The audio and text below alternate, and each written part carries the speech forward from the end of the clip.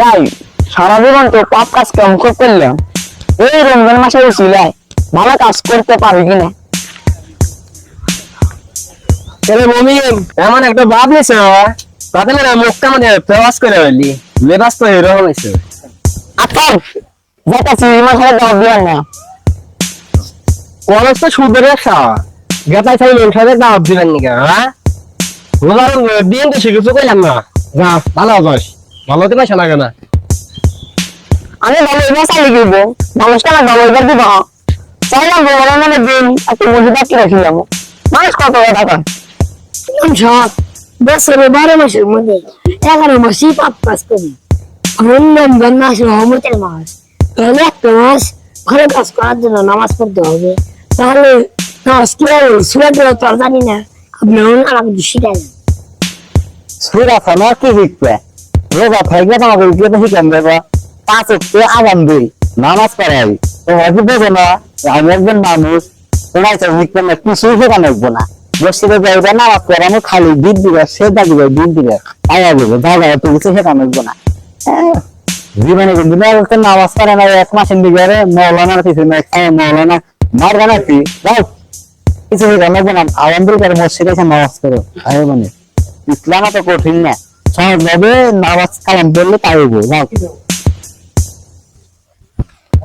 এরা মনে করে ইমাম সাহেব মানুষ না, এই 5 সপ্তাহ নামাজ আগাম দিন নামাজ পড়াই তারাবি পড়াই পঞ্চাশ কষ্ট হয় না। আবার অন্য যাইছে রোজা কিভাবে করলে রোজা হালকা হয়, কিভাবে রোজা করবো কি করবো না করবো দেখ দায়িত্ব কি আমারই বাপ মা দিন শিখাই নাই।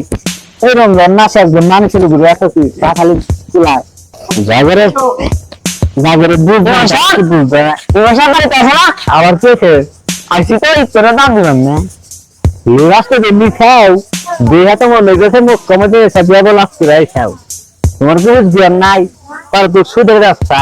তোমার আমি দাওয়াত খাই ইফতার করি, আমার কি রোজা হবো বুঝ নাই। আর একদিন কষ্ট করে রোজা রয়েছি, যদি রোজা দিই না হয় রোজা থাকে লাভ কি?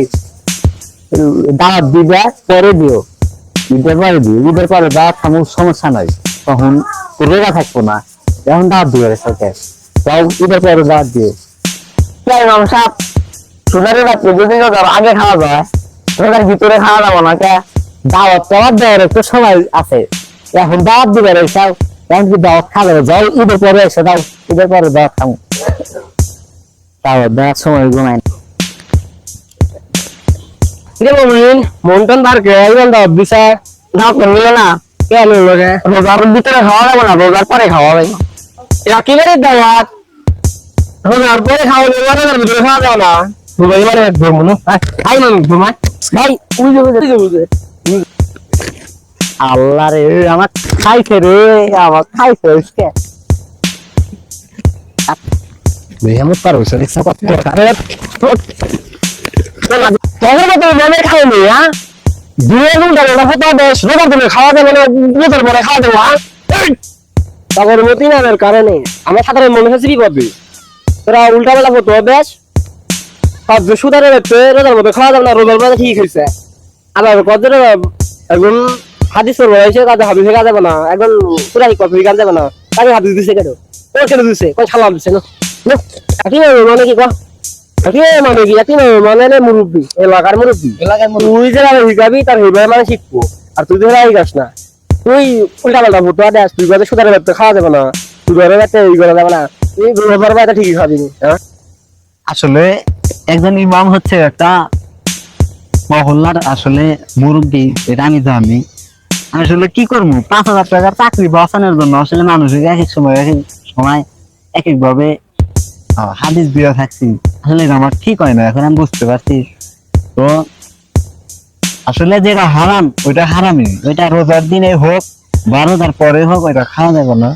তো আসলে আমাদের মতো যারা আছেন যারা এই ভুল পথে চলাফেরা করেন আসলে কাজ করবেন না। আমি তো 5,000 টাকার চাকরি বাঁচানোর জন্য মানে হাদিস মানুষকে শিখাই নাই বা সঠিক পথে আনি নাই, তার মতো এরকম ভুল কেউ কাজ করেন না, সবাই সঠিক পথে যাবেন। আল্লাহর পথে যে সত্য কথা বললে তাকে আল্লাহ ভালোভাবে খাওয়াইবে পড়াইবে।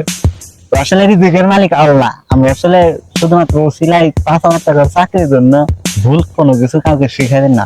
সবাই ভালো থাকেন, আর আমার জন্য দোয়া করে তুই সুন্দর একটা খাবার দিস আচ্ছা আজকে তো খাবি ভালো জানি এরপরে তো ওষুধ খাইছে এটা খবর আছে ঠিক আছে আরে ভাই যাও এসে বলতো না মাপ আর বুঝতে সমস্যা নয় ঠিক আছে তাই ভালো থাকেন আসসালামু আলাইকুম আসসালামু আলাইকুম